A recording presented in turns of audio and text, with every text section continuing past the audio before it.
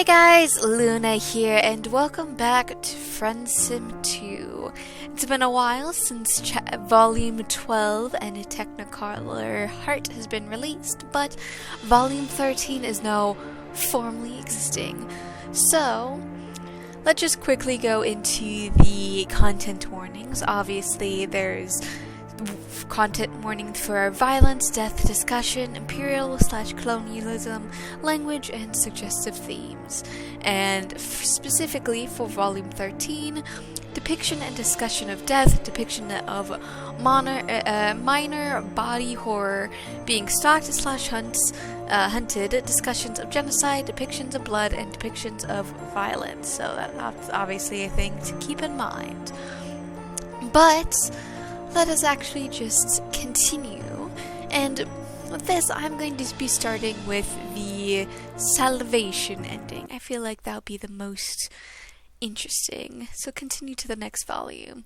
Obviously, as I already discussed, those are the content warnings, so player discretion is advised. You don't really talk to Vicaire much for a long time, and you don't really have much to say to him, honestly.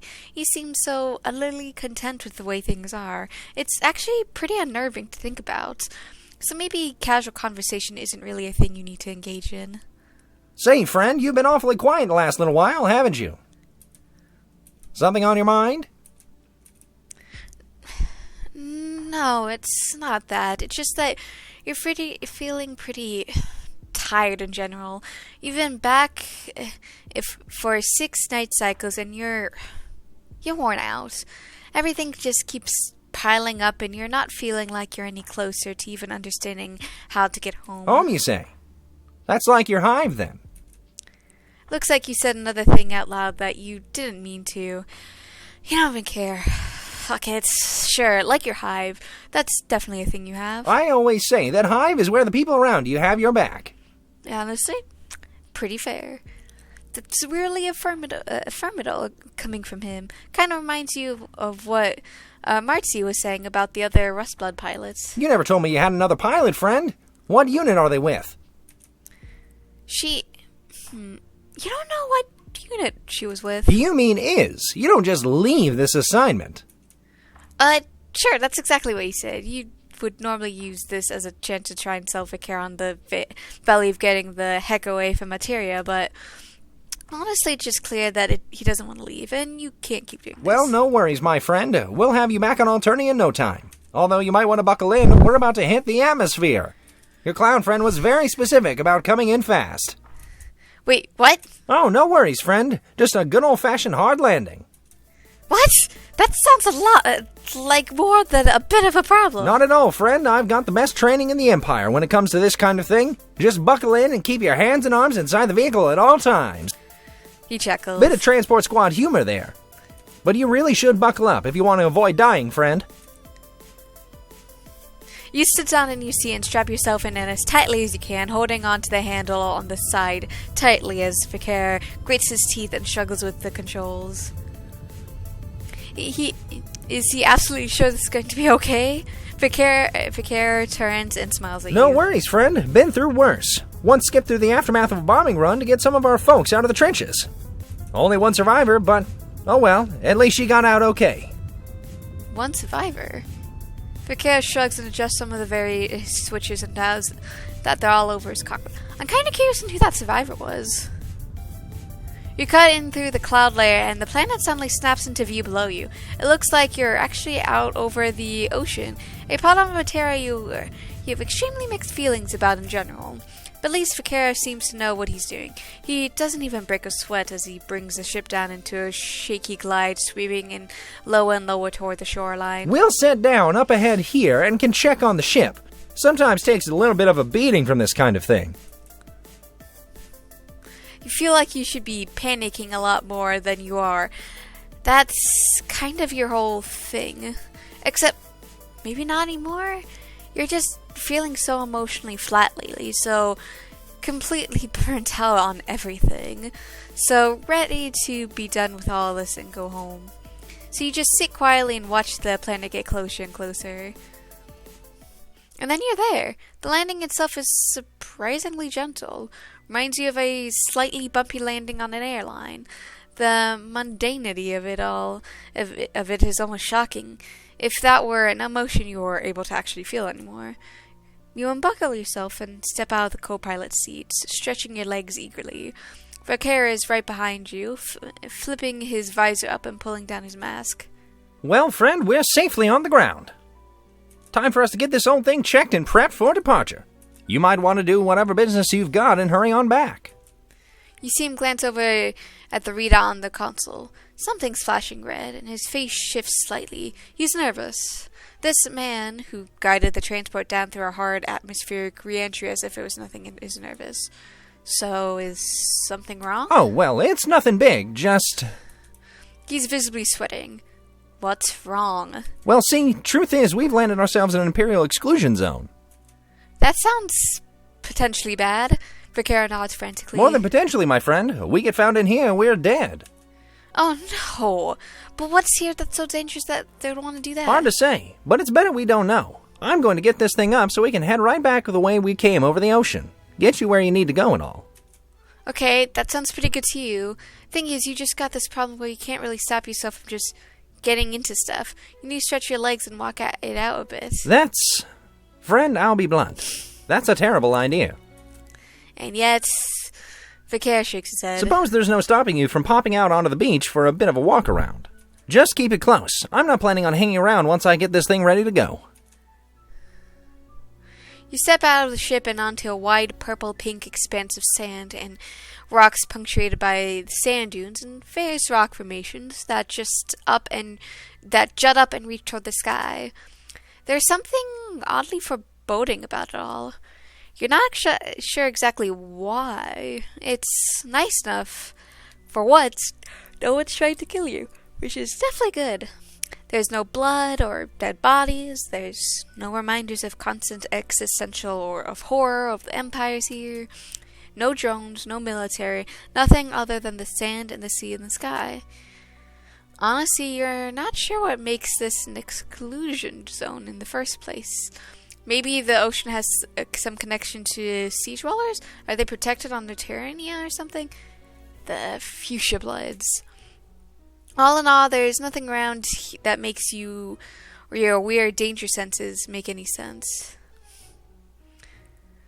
Well, okay, this is something.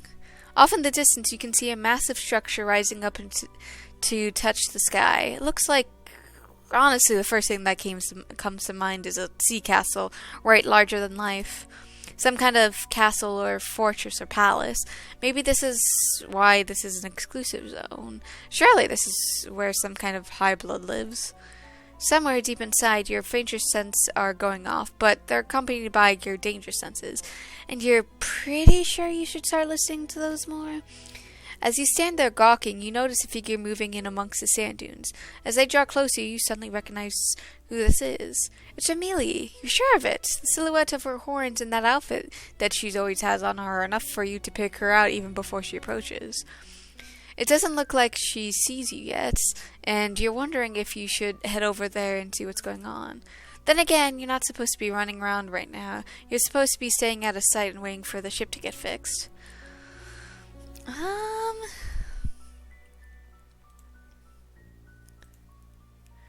see here.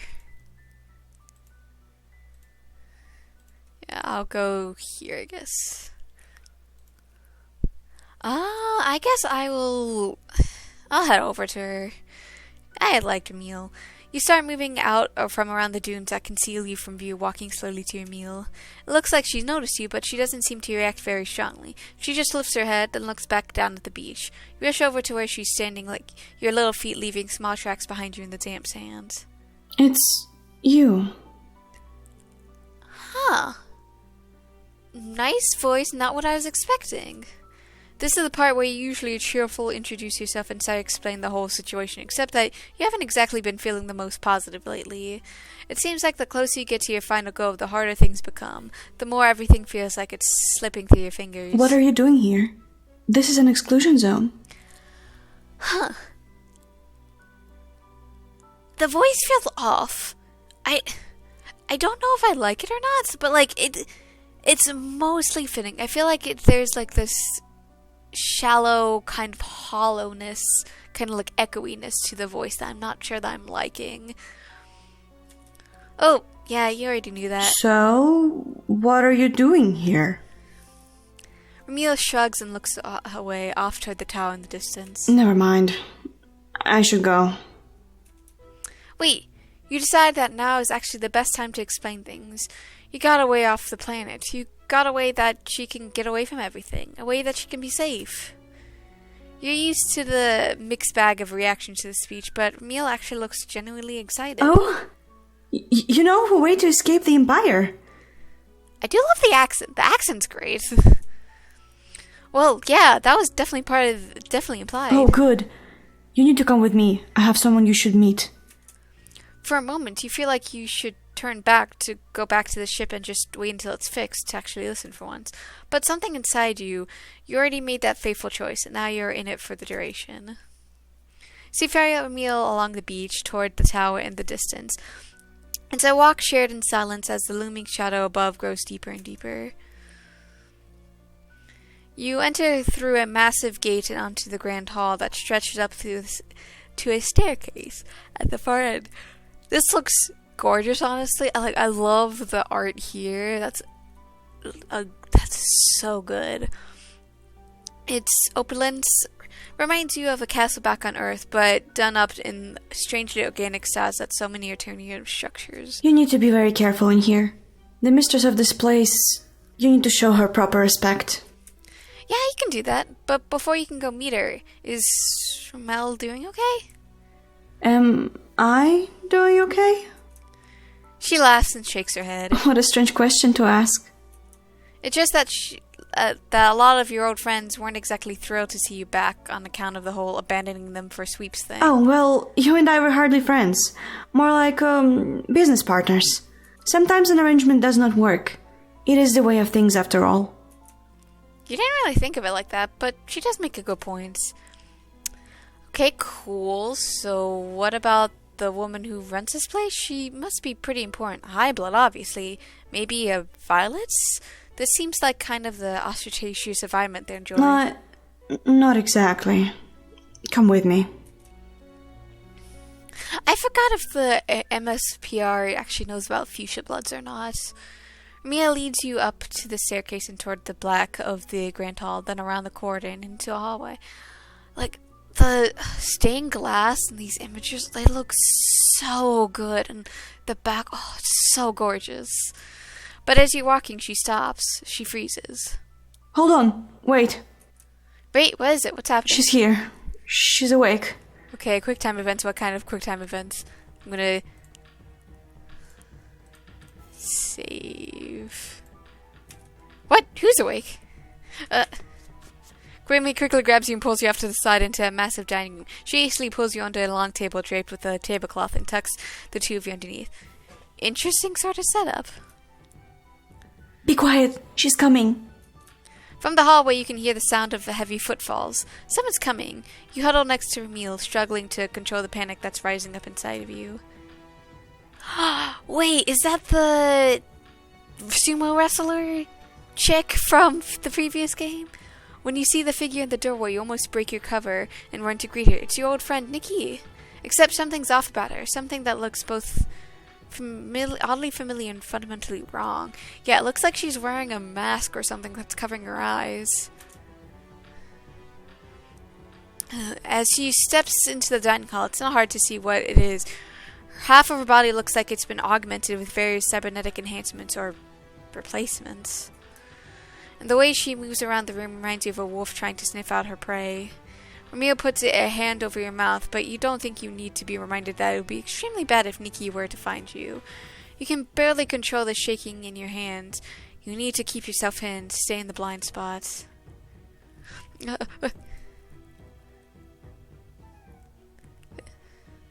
Finally, Nikki glances around the room once more, grits her teeth, and turns to stomp out again. Next to you can feel Ramil shaking. Was not expecting to have to move my mouse. That was really clever. The two of you sit and wait for a while more, and eventually your heart stops hammering in your chest and you can breathe normally again. We should be okay now. Okay, before you do anything else, you need to know what the entire hell was happening there. You remember Nikki, you knew her, you trained together and everything. I doubt your friend has retained much of herself, sadly. But what happened? You've seen some pretty horrific stuff over the last 6 night cycles, but this is something you've never seen before. Mia shrugs her shoulder and stares down at the floor. I don't know what to tell you. The two of us, we've only been here for a little over a week. Okay, sure, that's definitely information you have now, but why is she here? Why does she look like that? Once again, Emil shrugs. I still don't know what you want me to say. I didn't know her. I don't know why any of this is happening. But maybe she can answer your questions. You walk back toward the grand hall, pausing on the stairs briefly to look over the cavernous structures.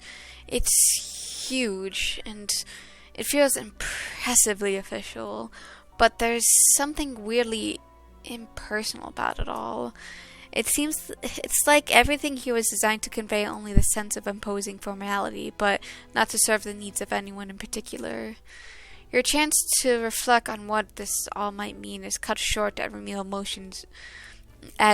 motions for you to follow up the other side of the stairs. When we meet her, please mind yourself. Be careful.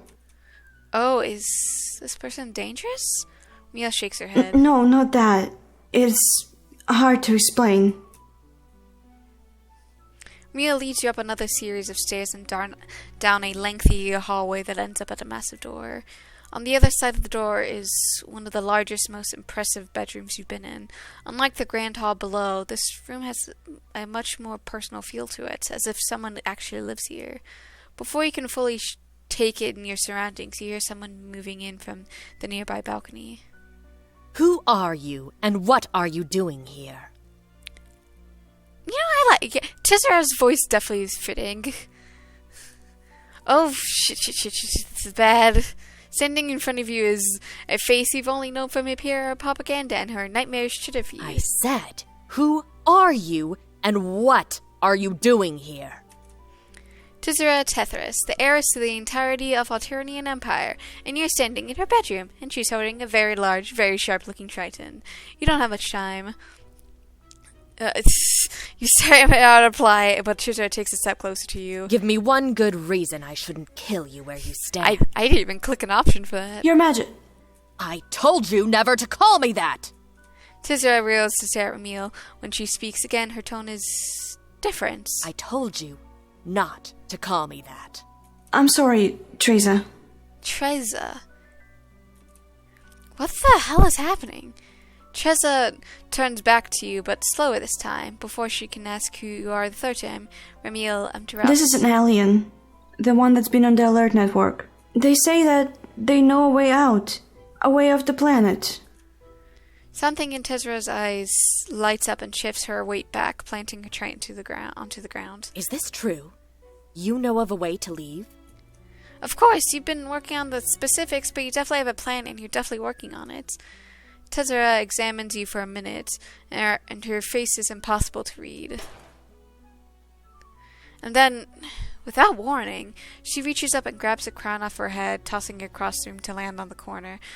With a heavy sigh, she tosses her trident aside as if it were a toy she was done with. And you get the feeling that this woman standing here in front of you isn't the heiress so much as she's just Tessera.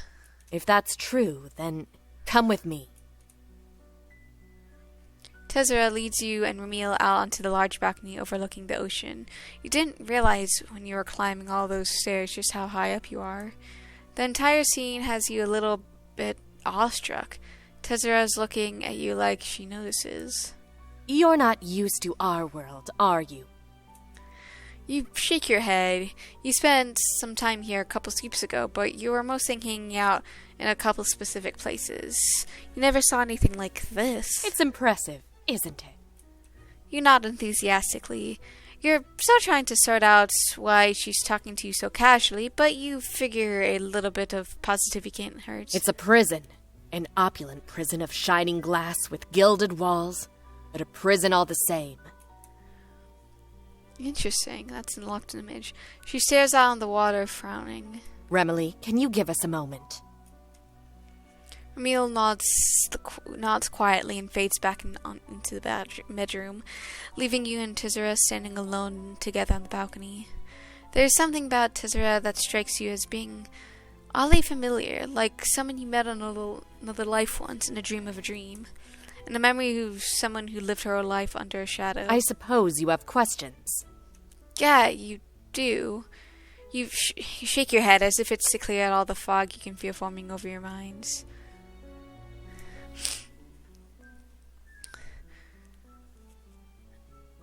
What happened to Nikki? You're trying to keep the panic out of your voice, but you don't think... Your friend is dead. What? No, she's not. You just saw her a few minutes ago. It looks like she's been through something that wouldn't be the first cybernetic friend you have. No. Your friend isn't there anymore. Whatever they left, that's someone else. But why would anyone do that to her? Because every palace needs a loyal bark beast. Why isn't she, I can assure you that I don't. Why isn't she trying to kill you or anything? You thought that the heiress to a galactic empire of untold cruelty would be maybe a little bit more hostile? You've met so many in your time, have you? Well, actually you have. 2 nickels and all that stuff. Although neither of them were particularly mean to you. But you thought she was different than that. You had this sense somehow that Terza was going to be someone who was a real threat. You don't know me very well, obviously. Well, what's Ramil doing here? You were wondering about her before. She was an artist, but her chitter was deactivated. Honestly, you thought she might have been killed. For all that she's been forced to become, she might as well have been. Remily is... She serves me as I see fit. But she serves the Empress above all else. And the Empress's hidden left hand. Hidden left hand? Yes, the one that holds the dagger. Tizera's face grows dark as she leans back and stares over the water. So she has her place here. She assists me how she can, and she has her specific duties for the Empress. Which include, I believe, spying on me. Tizera heaves out a long sigh. I can't hold it against her. The alternative would surely have been unpleasant. So can you tell me, based on your personality and all that, her chitter does not seem to be yours? What's this about her chitter? Tizera strikes her head, laughing softly. Did you say something funny? You were trying to be serious. No, it's just that it hasn't been my chitter for several cycles now. One of Remily's duties here is to maintain it and provide the sort of content that the Empire has decided I should produce. Tizera doesn't seem to like the idea of what her own tutor has been posting very much. And when you think back on it, there definitely seems to be a distinct shift in tone. Around the time she stopped talking to Krita. Oh, Tizera looks angry. Why would I be angry? Why would I seethe with unbridled disgust at what they did? Tizera looks away, and a strange look comes over her face. Does she want to talk about Krita? Why would I want to talk about her? About a woman I only knew briefly. Well, you read her Twitter post, and it seems like they were close. Of course. It doesn't matter. What's one more reason to hate the Empire on top of a mountain of them? Oh. This is... You weren't expecting the heiress to have such a negative view of the Empire. Especially seems like she had some hope that things could improve. Improved? That's a twisted joke of a thought, isn't it? That this place could be anything other than what it was engineered to be. You feel a shock run up your back, and once again, the memory of the impossibly old house hits you. Wait, what does she know about that? About what? About how the Empire is designed by her imperious condescension to be a place where your worst impulses are rewarded? Yeah, that's definitely all you were talking about. You were talking about what... You know what? Maybe this isn't the kind of thing you should be talking about right now. Feel a strange sense of pressure, as if you're being seen once more. It's gone almost immediately, but you can't deny that it was real. But, lastly... What are you doing here? There are a great many answers to that question. Perhaps you'd consider being more specific. Well, you kind of expected that she'd be, running things? you know that she's not the Empress, but doesn't she have responsibilities in the Empire all the same? Of course I have responsibilities. It's my responsibility to wait until it's time for me to fight her imperious condescension. And then it's my responsibility to kill or die. She spits out the words with a sneer, and what she says next is dripping with a sarcasm so obvious that even you pick up on it. So yes, I suppose I have responsibilities after all. Important ones, truly vital to this great empire. But isn't she the heiress? Can't she just do whatever she wants? Can't she just leave and go wherever she pleases? Trisa shakes her head and frowns. If only it were that simple. But there are reasons I can't leave anymore. It strikes you as odd that she chooses that a specific way to phrase things. What do you mean by that exactly? Never mind, it's not important right now. Treasure narrows her eyes, but she doesn't say anything else. Is Nikki keeping her here? The heiress actually laughs at you when she says this. Wait a minute, what did you say? You honestly believe that she holds me here? That this bundle of steel and hatred makes the smallest difference in what I choose to do? Yeah? You saw Nikki before and she was terrifying. You think that she'll probably be able to give even Tizra a run for her money. I said before she was this place's loyal bark beast. Tizra's glint flits downward and a deep frown crosses her face. Maybe that was too harsh of me. I cannot bring myself to hate her, only to feel my heart break for what she has become. So, if that's the case, why can't she just leave? She said it was a prison, but if nothing keeps her here... I didn't say that. I said that Nike isn't the one keeping me here. There are other reasons I'm bound to this place. She glances back toward the bedroom where Emil is standing, patiently waiting. I was never able to muster the cruelty required to walk away. Tizra sighs and turns back towards the bedroom. Is that sufficient? Have I provided adequate illumination to sate your curiosity? Yeah. Honestly, this is a lot more than you expected. Remily, I suppose we should provide our guest with some refreshment. Can you go fetch something? Oh, of course, Trisa. I'll go right away. As soon as Rumia walks out of the room, Trisa turns back to you, eyeing you skeptically. Now, back to you. I've answered your questions, so I would ask one of my own in turn. You mentioned leaving this place before. What exactly are you saying? She can leave with you. Leave with you? Trisa laughs, a hollow sound that you don't want to hear again, full of anxiety and pain. What makes you think I can just leave? Weren't you listening to me before? Okay, but you got some options that maybe she didn't have before. You quickly explain the situation with your powers.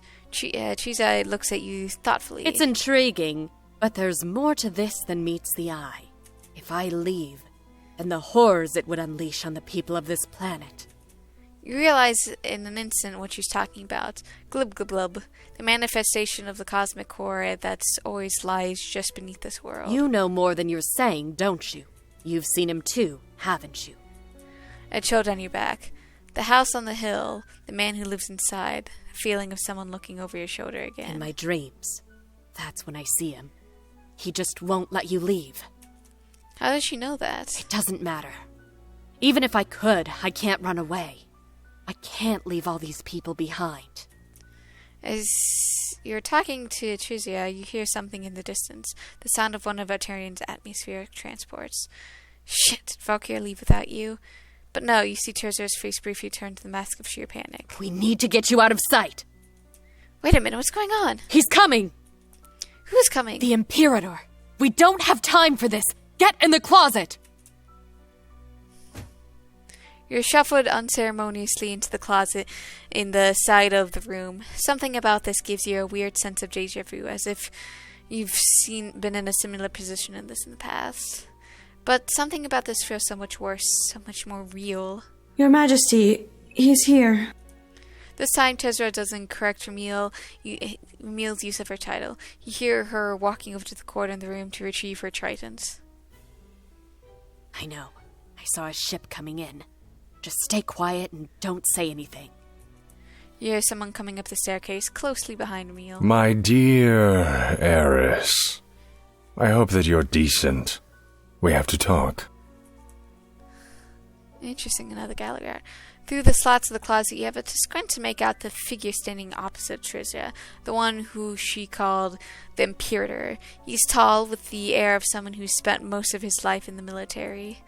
Even though you've never met him before, his face looks like someone you met before in your nightmares. Petrus, what the fuck are you doing here? Haven't you already taken enough from me?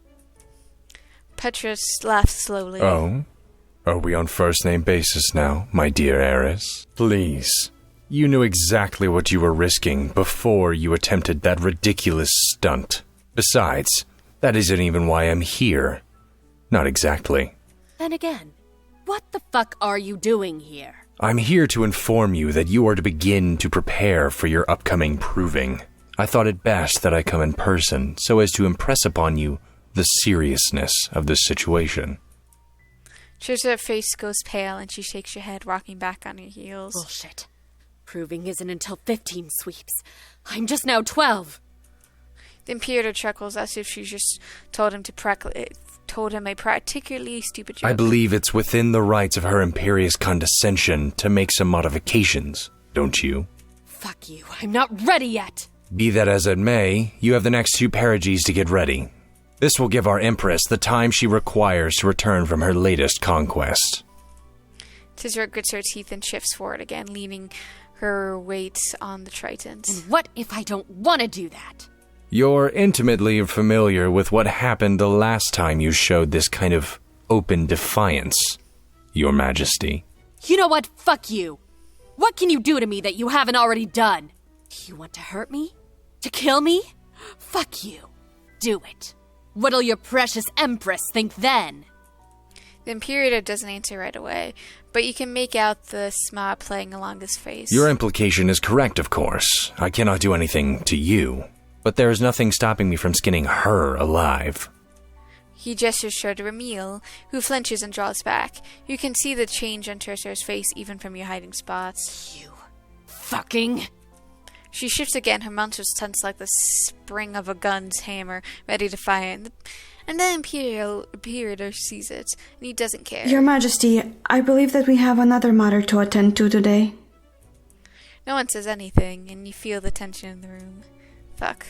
Petrus turns to the closet, and you get the same sense that you should be very quiet. Oh.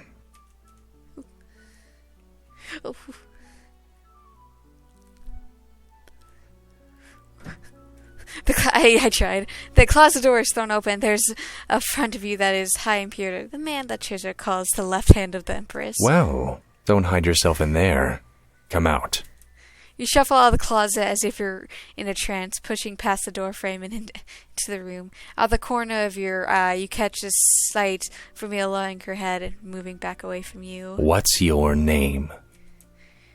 Never mind, it's unimportant. Come closer. Yeah, you're about to say your name's unknowable, but take another step forward to the violet blood, toward the sharp-toothed grin. Behind him, Tezra begins to move. Do you think you can strike me with that trident first, Your Majesty? Do you honestly believe that? She stops in place. Good. Your Majesty, why don't you and your servant take this opportunity to take in the fresh air? Excellent. Now, I believe you and I have some business to attend to. Some business to attend to. The council will see you now. You move the little stick around. And that's what controls the character. No, you don't control him. You keep the cans from hitting his head, see? Yeah, I see. This is neat. It doesn't let me have anything like this. Doesn't let me have anything. I'm sorry. That sounds horrible. Something feels off. You don't see any of them. Psst.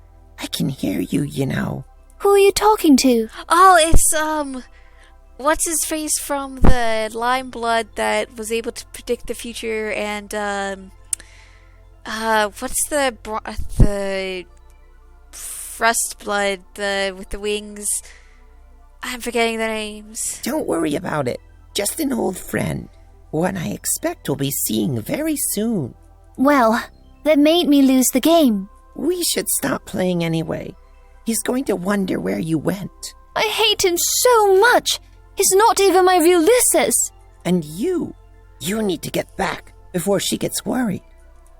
You're pretty sure you're dead, actually. Nonsense. Death is just a state of mind.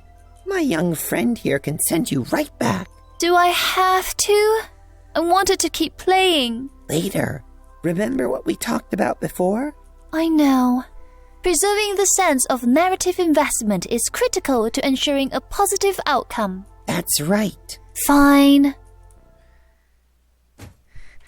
And with that, I'm actually going to save this and return to the main menu. So with that, I hope you guys have a good day, night, week, month of your lives, and may the stars forever guide your path wherever they might lead you into the future. Bye-bye, and see you next time, everybody.